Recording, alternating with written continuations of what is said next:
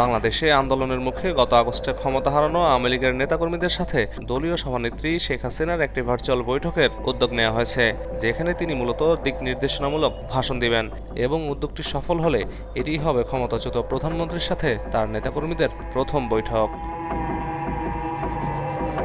এই উদ্যোগটি এমন সময় নেওয়া হলো যখন দলটির সিনিয়র নেতাদের প্রায় সবাই জেলে কিংবা আত্মগোপনে। অন্যদিকে আত্মগোপনে থাকা সিনিয়র নেতাদের বিরুদ্ধে দলের কর্মীদের অনেকেই সামাজিক মাধ্যমে পোস্ট দিয়ে তীব্র ক্ষোভ ও অসন্তোষ প্রকাশ করছেন। অবশ্য সাবেক তথ্য প্রতিমন্ত্রী মোহাম্মদ আলী আরাফাত বলেছেন, আওয়ামী লীগ আগামী 2-3 মাসের মধ্যে পূর্ণাঙ্গভাবে বাংলাদেশের রাজনীতিতে আবির্ভূত হবে, তবে সেটি কিভাবে হতে পারে সে সম্পর্কে তিনি কোনো ধারণা দেননি। এর আগে শেখ হাসিনা লন্ডন, ফ্রান্স ও ব্রাসেলসে প্রবাসী নেতাকর্মী ও সমর্থকদের উদ্দেশ্যে ফোনে বক্তব্য দিলেও দলটির নেতাদের সাথে তার যোগাযোগের কোনো তথ্য এতদিন পাওয়া যায়নি।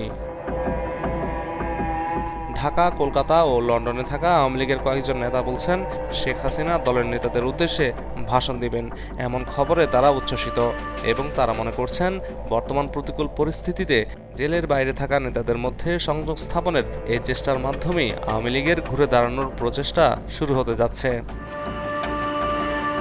দলটির যুগ্ম সাধারণ সম্পাদক আ.ফ.ম. বাহাউদ্দিন নাসিম বলেছেন, শেখ হাসিনা সহ দলের নেতারা এর মধ্যেই তৃণমূলের ইউনিট নেতাদের সাথে কথা বলতে শুরু করেছেন।